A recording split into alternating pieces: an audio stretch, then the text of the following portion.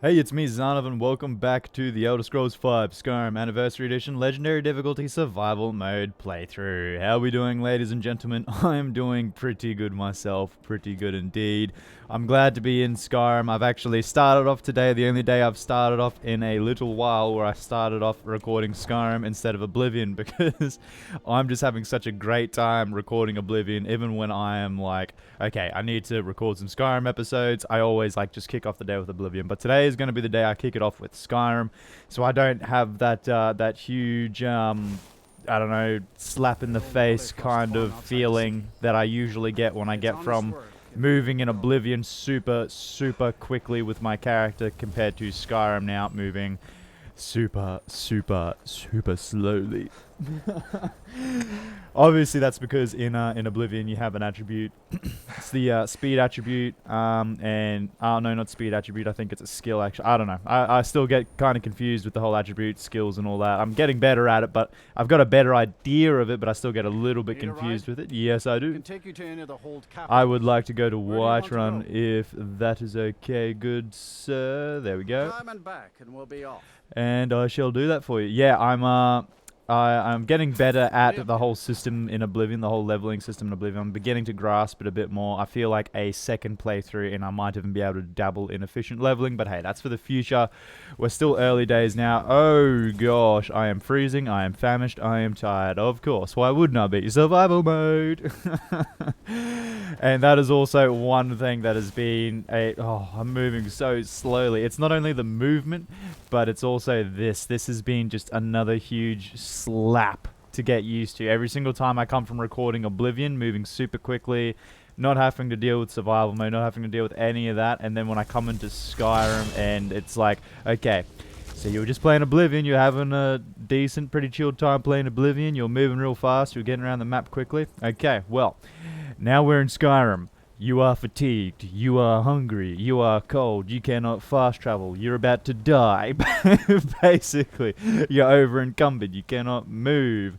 You need to do this, but it requires this. You need that, but you got to do this first. It's basically that's what survival mode has started to turn this. It's I'm being a little bit what's the word?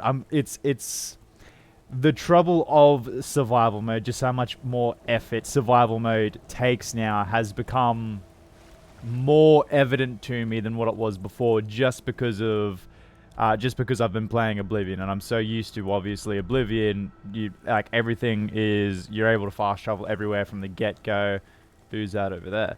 You're able to fast travel everywhere from the get-go, so obviously your movement around is very quick, and then the survival mode isn't activated, so there's no tedium of making sure your stats are all at 100% before you go anywhere. And it's not that bad. It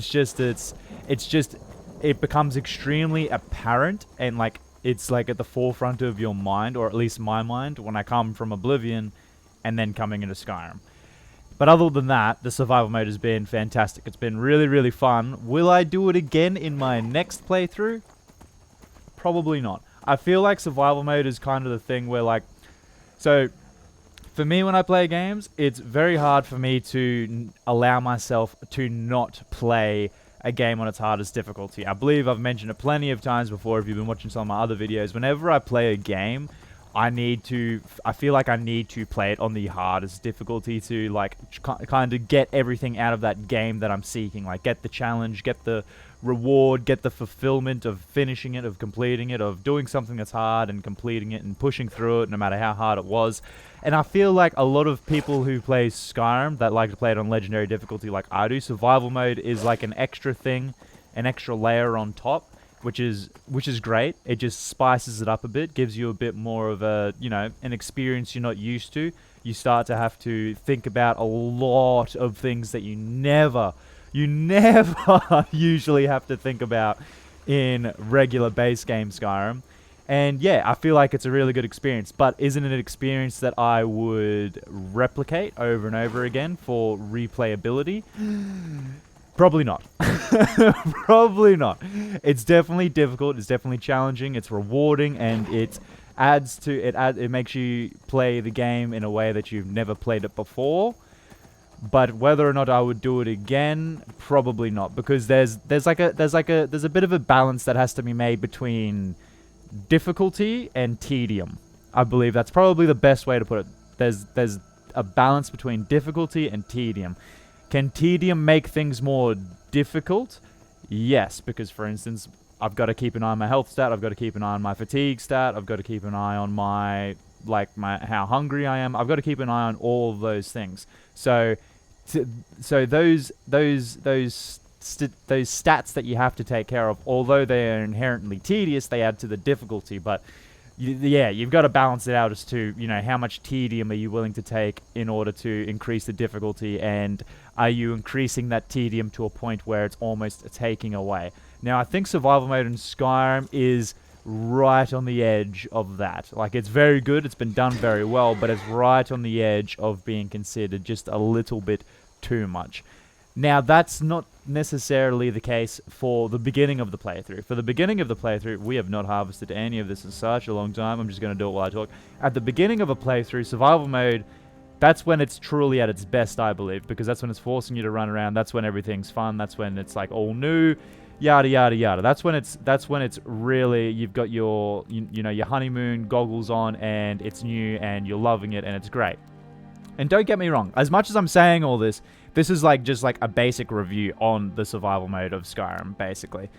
So as much as it's like, oh geez, I'm over encumbered. Oh, as much as it is a, let's just go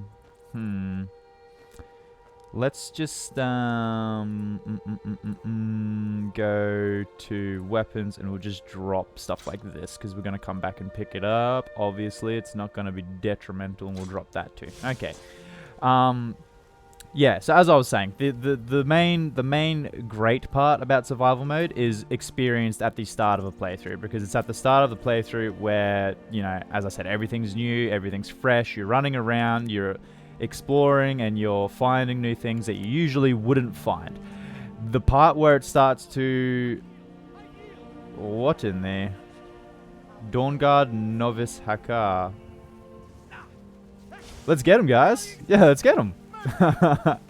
No mercy for you, my friend. You are a Dawnguard and we are vampires. Let's get him. No. Ah, jeez. Hold on. Hey. I'm one of you guys. I thought, okay. Alright, okay. Just 1 second. I'll be right back. No, I totally, I can see that that's what you want to do. But what I'm going to do is I'm going to be over encumbered real quick, and I am going to get out the Champion's Cudgel, which I shouldn't have dropped because now I realize I have to favorite and number it again. Oh, dang. But I'm going to get that out. We'll drop this just for now. Okie dokie. Oh. Jeepers, that's not very nice. Heal myself, get this back out.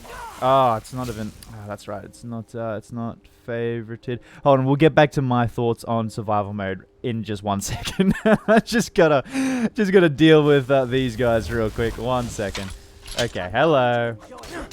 Oh, I am enjoying this far more. You guys are crazy weak. What are you doing coming after me? You do realize I defeated Lord Harkon, who's supposed to be like out everything, right? He's supposed to be the best of all the vampires, yada yada yada, and I killed him. That's not what I want. I want to search the vampire. There we go. Yeah, you guys are tracking that, right? Obviously not. Obviously not. Mistakes were made for you guys. Okay, now where's this Dawnguard fella? I feel kind of bad for him because he's a bit weak, but he's also a Dawnguard. You know, we got to do it. Although he is uniquely named. Is that our friend? Is that the guy?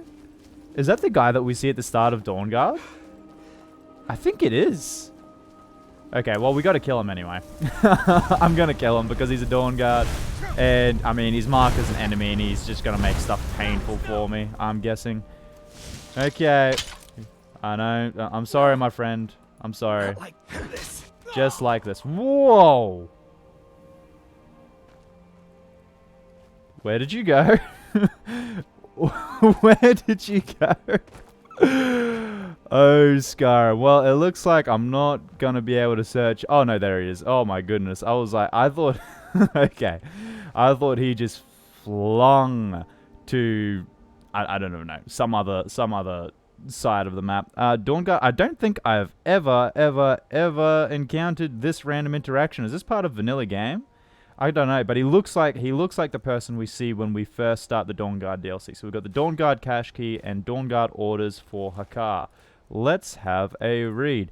My little review of survival mode will be back on in just like 2 seconds. I've just got to see what all this is. My goodness. Oh, he was not very well liked, it seems. Okay. Novice Hakar, your repeated failures are an embarrassment to our entire order. Are you truly so inept you cannot even complete a simple courier mission?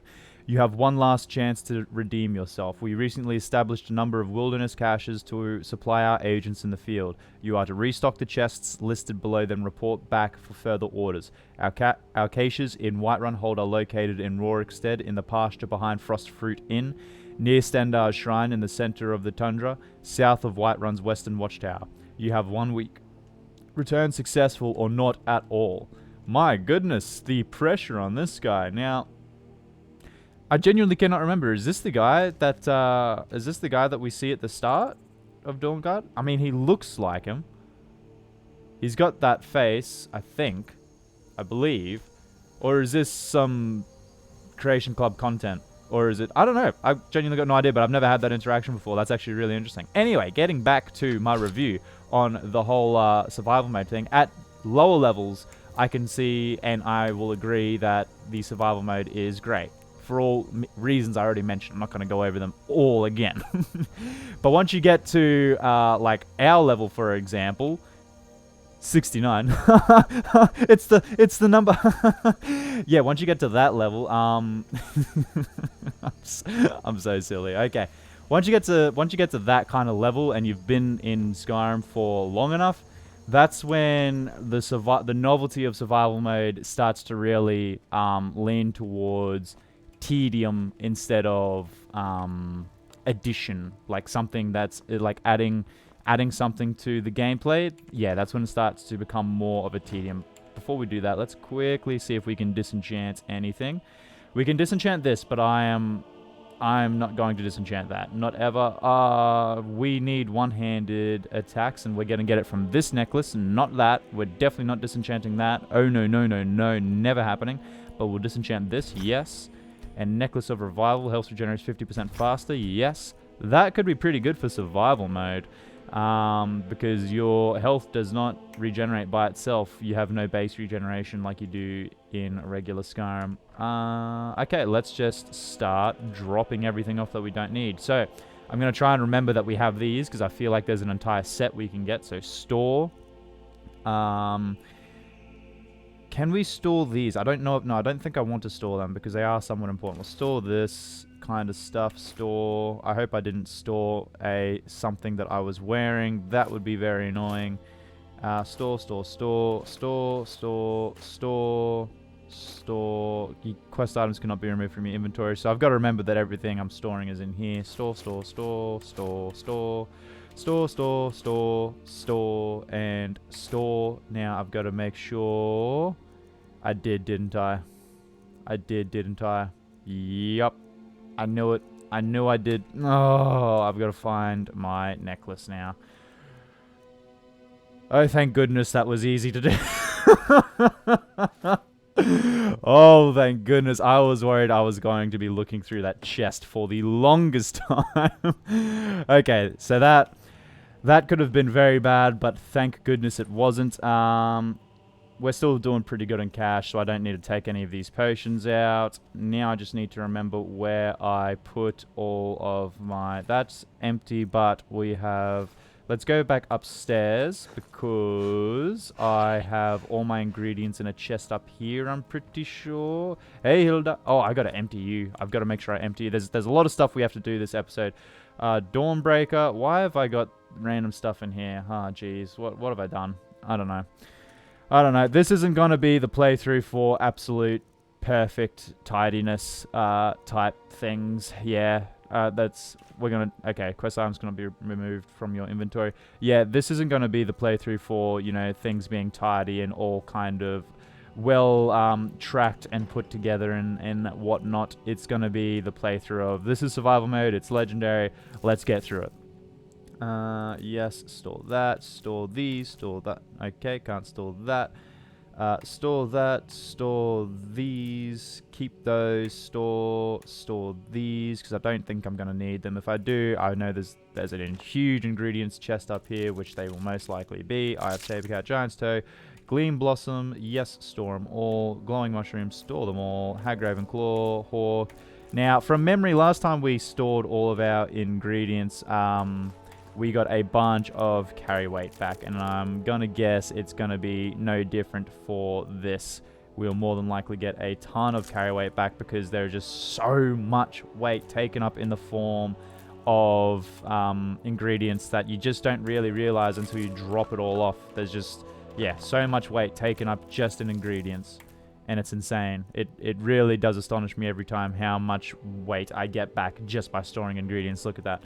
Okie dokie, so there's the ingredients done. What is in here? More stuff. Okay, this is where I've been storing all my books, it looks like. Perfecto mundo. Let's start storing all of these. Store. Everything I can store that I do not need. It's all going in here. Mask of the Tribunal. Everything else. Store. Looks like that is it. Okay. So some more carry weight back there. Food. Why am I carrying so much of this stuff? Let's just eat that stuff, I guess. We'll go down and see if we can cook anything and then get rid of the rest. Potions. I need to sort out our potions. I had one save file. This is extreme. By the way, just so you guys are tracking, I don't enjoy just dropping stuff everywhere either. In an ideal world where I can fast travel and I have the time to sort stuff, everything is in a house, everything has its own chest, everything has its own, like, specific little thing. This is just purely convenience because I can't fast travel and I don't have the time to, you know, do those kinds of things between levels. Fortify Enchanting. Yeah, we'll put all those in here. Haggling. We'll put all these in here. Magicka, Stamina, put that in there. Pickpocketing, hold on to that. Regenerate Stamina, put those in there. And Ultimate Vigorous Stamina, that in there. And can I get rid of these? Okay, I'll remember that they are in there. Yeah, as I was saying, in an ideal playthrough, in an ideal world, everything would be sorted out perfectly. I would be living in one house and one house only, but, you know, it's just, I can't. Survival mode just doesn't really allow for that. Okay, Hilda, I need to remember to take all of your stuff and sort this as well before I forget. Okay, so we've got Dragonbone Bow, Daedric Mace, Pickaxe, Mirac Staff, Mirac. Oh, jeez. Oh, jeez. Okay. Let's just bite the bullet. Bang, bang, bang, bang, bang. Bang, bang. And why not bang? And we'll let you hold on to that, actually. That could be handy. Okay, so I've got some unique stuff up here as well in this chest. So that's where some of this unique stuff can go as well. Oh my goodness. Yep, store that and store that and we'll keep on. I want to hold on to that. Store that and can't store that. Now I can run around. Excuse me. Actually, no. We'll just store the rest of the other stuff in here as well. The apparel as well. Why not? Yep and nope. Yep. Ideally, I would have them on a mannequin. Again, it's just I don't think I'm gonna worry about those kinds of things too much in this playthrough. I would love to, but again, it would just be like there would be so many episodes dedicated to traveling between houses and sorting stuff out and survival mode. As I've said many times, what the main point of this video has been so far is just explaining how basically survival mode is gonna be working for us from here. I have not checked this cupboard in a long time, and doesn't look like we got that much stuff from it anyways. All good. I'm keen to see how much Ilya has for us actually though. Yeah, I feel like she would have quite a bit of money for us now, because I've spent a lot of time away. I need the Crimson Nirnroot. What was I thinking? Come back, Crimson Nirnroot. Thank you. Take that back. Alrighty. we're looking pretty good. We've sorted a good portion of our inventory out. We're looking okay. I might find a place to store all of these arrows and whatnot. Or not. No, actually, no. I'll hold on to the arrows. I'll hold on to the arrows because we'll be using them eventually once I start trying to level that up. Because if you guys haven't caught on yet, I am basically trying to level everything I can. Okay, we're good. Yeah, I'm trying. Whenever I get a skill to like 90 or 95, I'm then kind of switching up the gameplay and leveling a different skill because that's kind of the only way we can get levels at this point. So take this back, take Marak's sword back, run back into the house real quickly, and put away Marak's sword, and we'll put away that other sword as well, aside from the sword that is a quest item which we cannot drop. Come back upstairs real quick, and it's like it's episodes like this which makes it very very obvious to me that like there's a lot of the stuff that's happening in this episode, the walking around, the sorting and all that, is pretty much completely due to survival mode, because otherwise I would be fast traveling everywhere, and this kind of thing would be done in a few minutes versus half the video. And that's just how it is. But again, I'm in two worlds, in two minds, where I'm like, should I be showing it because this is survival mode and it's a survival mode playthrough? This is what people came to see. And then also I'm like, but a lot of the episode is me traveling, sorting stuff out. But again, it's survival mode. I'm gonna try my best to stop laboring that point, but it's just something that is at the forefront of my mind while I'm doing this. Okay. So now we finally sorted all of that out. What I want to do now, or what we have to do, is get on with this quest and get to Kagrenzel, which is located all the way up here. Now, how I want to go about this is I'm going to try something I haven't tried in a very, very, very long time. Ooh, I won't even need to do that thing that I was talking about. Okay, perfect. So there's that dragon there. Now, he might have come like a second too early because what I want to do is sneak increase to 33. Okie dokie. I guess. I guess. What I want to do, I can sleep in here, right? Yes. So I'm going to get my fatigue up. We will sleep for 20... We'll sleep for this long. Okie dokie. Bang. Boom. And the dragon, hopefully, will still be outside for us. Excuse me. You have contracted severe brown rot. You are starving. Yeah, we're not looking good. Hopefully, the dragon is still outside because this is one time we can use a certain thing that I really want to use. Okay, we'll make everything we can make.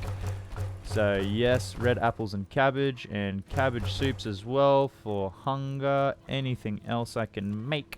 Anything else at all? Potato soups. Let's do it. Boom, boom, boom. Anything else? No. Okay, let's eat a bunch of those soups. So, bang. And then boom. And then... yeah, just eat those. Sweet, you feel better, but still hungry. You feel better, but still peckish. Okay, let me eat one of those. You are well fed. Perfecto mundo. Okay, so that's all good to go. Now, what I wanted to do... Where are you, dragon? Are you still here? Please still be here. It's the one time that I want the dragon to still be here. And... ah, there he is. Perfect. Okie dokie. Hello, my friend. Now, what I want to do...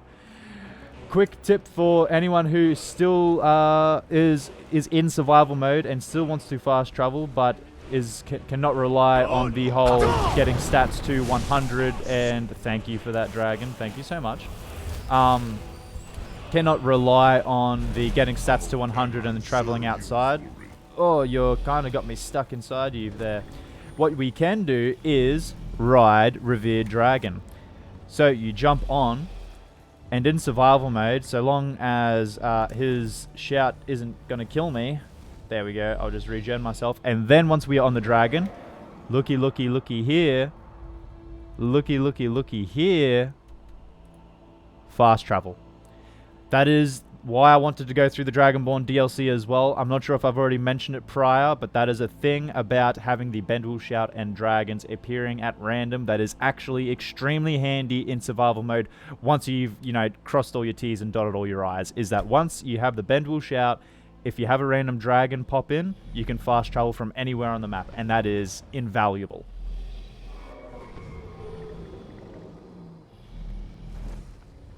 Just had a quick sip from my coffee there because it's starting to get a little bit cold and I don't like it. Now, the problem we're facing now is I can't remember how to get this guy to land.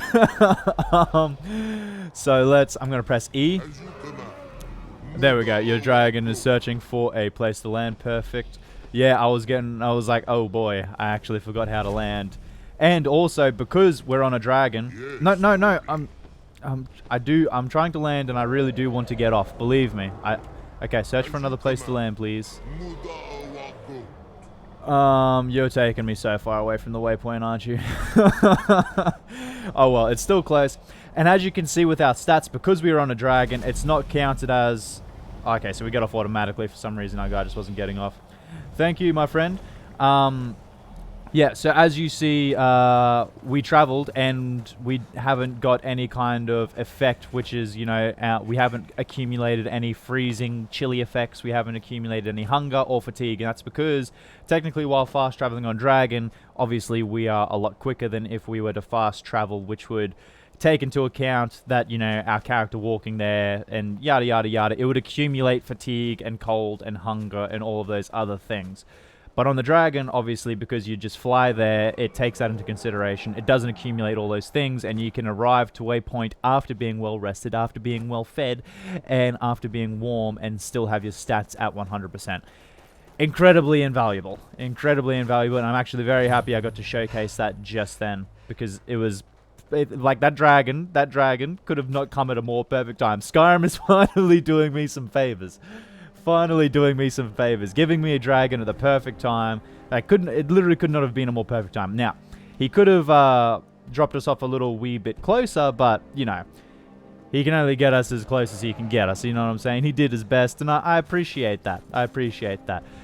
Where we could have had improvements for the Dragonborn DLC, you know, maybe had a bit more control over the dragon, so we could actually, like, kind of fly it, and the fly patterns weren't so, like, random, but... I mean, at that point in time, you're just being I would say I'm probably being a little bit too nitpicky because if you take into consideration just what this game was actually developed on, like the Xbox 360, like whenever people complain about certain things in Skyrim to date, you still have to take into consideration, like, this game, although it's been re-released and, you know, ported and things like that, like, think about the hardware that this game was intended to be played on. And just think about the leaps and bounds we've come since then, and this game is still played, even though it was on this game was made for the Xbox 360. It still astounds me to this day that this was for the Xbox 360 and the PS3. Like, it's just absolutely insane that this game is still played today. So when you get to the point where you're like, oh, you know, I wish we could do this, or why isn't this a thing, or why isn't that a thing? One, you can fix that with mods usually, and two, I mean. Yeah, think about the hardware that this game was made for. Just when you actually take that into consideration and you think about how far it's come from where its base was being the Xbox 360, absolutely insane, absolutely mind-boggling, and a true testament to just how well Bethesda did making those games. Like, say what you will about Bethesda, but they really struck gold when they made Skyrim. Oh my goodness. Okay, let's get out Nightmare. This looks like a job for Nightmare. Because this is definitely not a job for good old Thor Enveralt. He cannot scale mountains to save his life. Pretty much the same as every other thing except horses in Skyrim. Probably the main function of the horse in Skyrim, aside from survival mode transport, is scaling mountains. Oh, come on now. Get the foothold and just get up there. There we go. See, look at that. An impossible trek for Thor Enveralt made super easy by Nightmare. The perfect horse. Quite literally the perfect horse for me. Like, I don't know. I should have... what I should have done... Well, I didn't want to... When I started this playthrough, what I should have done would have made my life so much easier is if I just started the Dawnguard DLC and had the ability to summon Arvak. That would have been extremely handy, but I wanted to... And, like, people will probably be screaming at me for not doing that in time to come when they watch this playthrough. But it's like, I didn't want... Because it's Anniversary Edition, obviously I wanted it to be about Anniversary Edition. I didn't want to jump straight into the DLCs until we had kind of gotten a proper foothold, if you know what I mean. But in any case, we're in Kagrenzel right now. Let me... Oh, that combat music when there's nothing happening. Gotta loves it.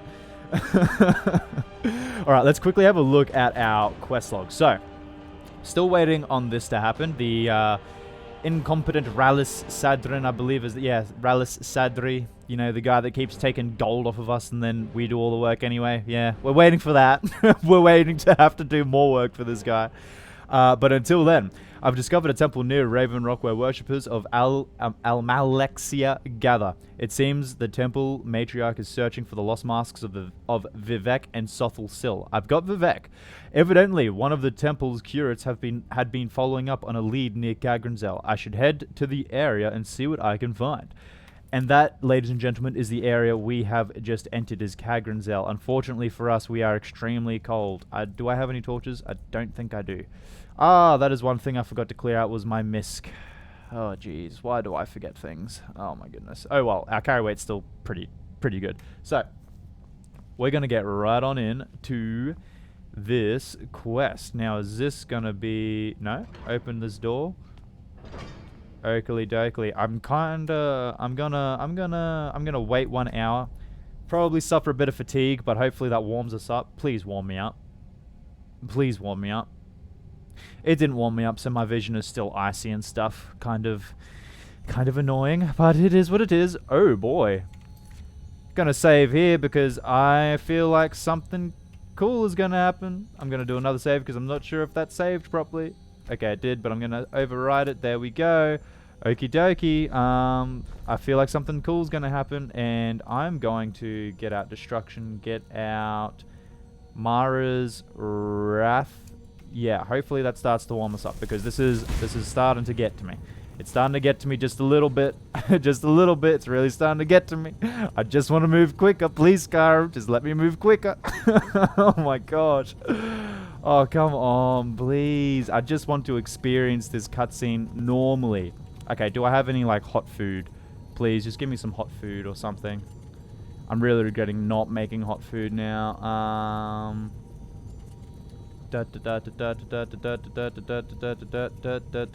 No hot food. Oh, gosh, just warm me up, please, Skyrim. What is going on? I'm quite literally on fire. Give me a heat stat and warm me up. Because I feel like something's going to happen here, and I don't want it to be taken away from because I've got some cold vision going on. There we go. I'm warming up. You feel warm, but still very cold. What if I wait now?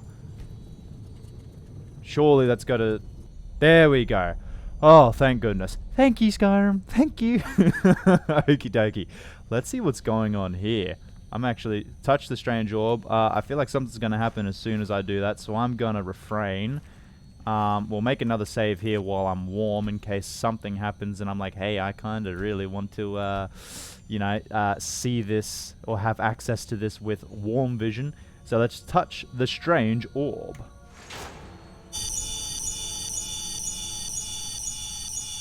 Huh? Eh?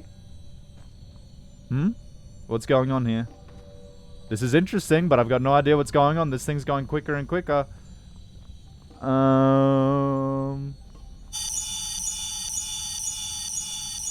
Okay. Yes. And now it's disappeared. And now stuff is like shining, like a mirror almost. And... What? Oh, jeez. What in the world is this? Oh my goodness, that was sick. What? Oh my goodness. And that's Anniversary Edition content. My gosh. Oh boy. Okay. That was pretty dang cool. For Anniversary Edition stuff where you can't really say you have to expect all that much. That was really, really cool. I feel like the thing is that this is like an interesting phenomenon to me, is that when you look at, we're gonna search around here, by the way, because of course we are. My name is Zanov. You guys know what's going on. It's an interesting phenomenon to me that it seems like the more limited tools people have to work with, the better content they produce. And that's like a theory of mine as to why games were so great back in the days, because like technology wasn't really there, so you had to rely on making good storytelling. You had to rely on good scripts, good and good voice acting and things like that. Like, he had to rely on things like that whenever you have limited capabilities or limited like design power and that kind of thing. You were forced to make just a great game in and of itself, because you couldn't rely on, oh, here's just some great textures and people will ignore everything else because the textures look great. You know what I mean? And that's why, and that's, you know, it's a completely separate theory as to why I believe like the kind of quality of games has been dropping over time, because developers and whatnot are relying more and more on, oh, look at how great this engine is, or look at the textures, or look at the high resolution, and the effort isn't being put into places like the dialogue, like the script, like the world building and things like that, like it used to be, like the emphasis used to be put on back in the day. And I feel like that is like a testament to the carryover to Anniversary Edition, because we have all these truly talented people that have come up with these truly like great like little quests and things to do, but they are limited by, okay, we can't put in dialogue, we can't put in this, we can't put in that, we can't do this, we can't do that, we're limited by this, we're limited by that. And because of that, they just do, they come up with insane looking, okay, Skyrim physics is about to kill me here. They come up with just insane, like, little things in the world that a lot of the time, unfortunately, you have to read for yourself just because of the limitations that we've been talking about. But like just because they are forced to be more creative, it just makes everything so much better.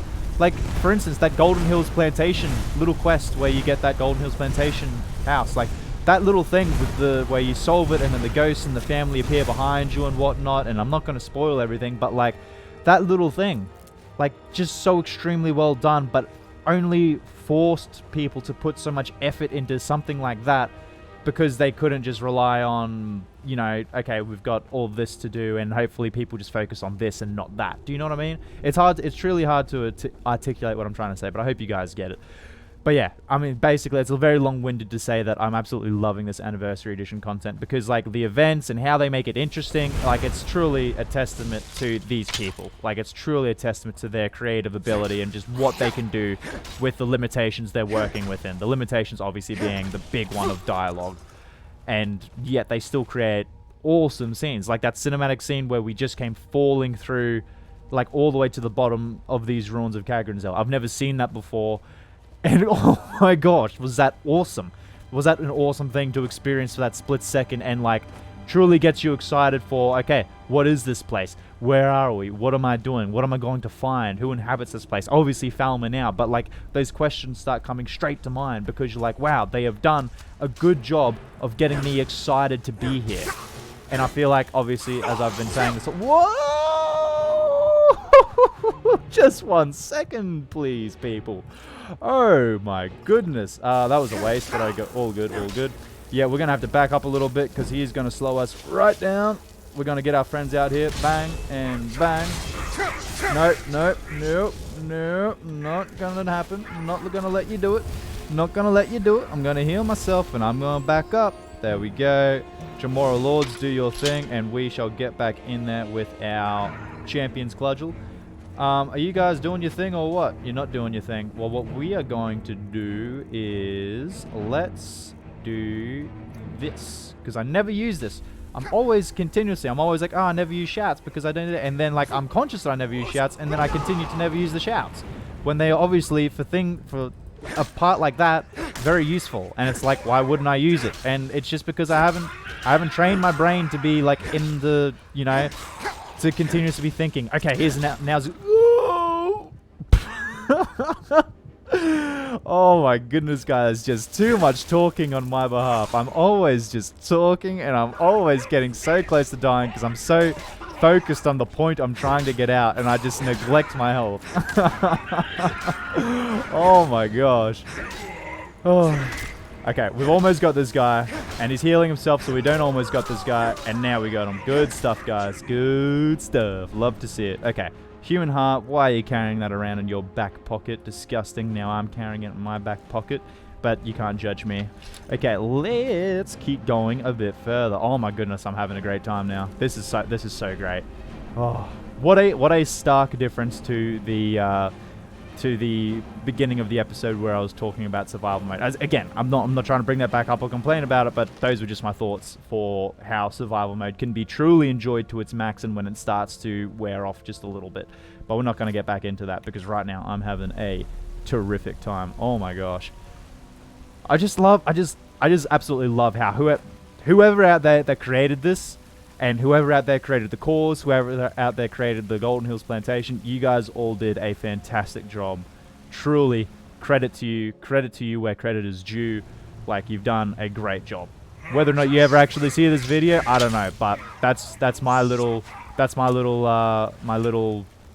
kind of token of appreciation to you, if you will, because I don't know who you are and I don't know how else I can get it out there, but there it is. Okay, so we got some bandits in here. You're looking like a person we definitely have to save and who we are here for. You're looking like you're going to come and hit me. Jamora Lords, get on her. Block that. There we go. Block increased to 21. That is another thing I've got to work on, is my block. So what I want to do, I'm currently working on two-handed. I also want to work on pickpocket, and block will be another thing. I think for block, what I'll end up doing is just put a shield in one hand and cast magic in the other. That's more than likely what I'm going to do to get my block up. And I really want to get light armor up as well, but then I'll have to create a whole set of good light armor specifically that we can use for just a bit before I switch back to heavy armor for this Daedric set of heavy armor. Bang, bang. Okay. Because, yeah, that is the goal of this playthrough as well, is to get all my skills out to 100 and do it, like, organically. You know, spending money on each level. Like, spending levels where... Oh, sorry. Please don't be my enemy now. That would not be good. Let's kill this guy real quick. Bang. Bang. Bang. Boom. And... Oh! There could be no other end. Of course. Ebony ore. Thank you. 256 gold. Thank you every day. Ruin's Edge randomly applies one of these effects to the target. Frost, Demoralize, Frenzy, Drain Magicka, Paralyze. What in the heck is this? Oh my gosh, I am loving playing. Even now, I'm level 69 and I'm still finding stuff I haven't seen before. This is obviously Creation Club content, but it's just so refreshing. Oh, excuse me, I had like a little sneeze coming up there that I was holding back while I was talking. It is just so refreshing to find this stuff. I'm having such a good time. Okay. He's got ebony arrows as well. Why would I not take those? Take them. Bandit outlaw lockpick. Okie dokie. Quickly search you as well. Okie dokie. You feel warmer and now comfortable. Oh, how good. How good that I finally feel good. I finally feel alright after all that. And now we have to talk to you. I'm guessing Curate Melita. Maybe you can help me. Maybe I can. Maybe I can. No. Actually, I'm going to kill you and take the mask. No. Do you have the mask? Yeah. Good. I'm here to rescue you on behalf of the goddess. Oh, good job. Here. My way of saying thanks. Mask of Sotha Sil added. Well, I love your way of saying thanks. That was great. Yes? Do you have anything else want to say? something from me? No, you're free to go back to the temple. Hopefully I see you there. Okie dokie. Wow. So I've just had such a great time. Just completed. Who did this? They were the people that tried to kill. Okay. Alright, whatever. The Skyrim Charm. The Skyrim Charm and the Oblivion Charm. They never cease to amaze me. Okie dokie. Well, we have just completed all 3 tasks for the goddess, so that is going to have to do it for today's episode. Ladies and gentlemen, thank you so much for watching this video. Please like and subscribe and leave any comments below, any recommendations, or just stop by to say g'day, because I absolutely love the interactions, and I 100% promise I will respond to everybody. I absolutely love it, and if you were to like and subscribe, it would mean the world to me. But regardless of whether or not you do anything I've just asked, please have a fantastic day. Bye-bye.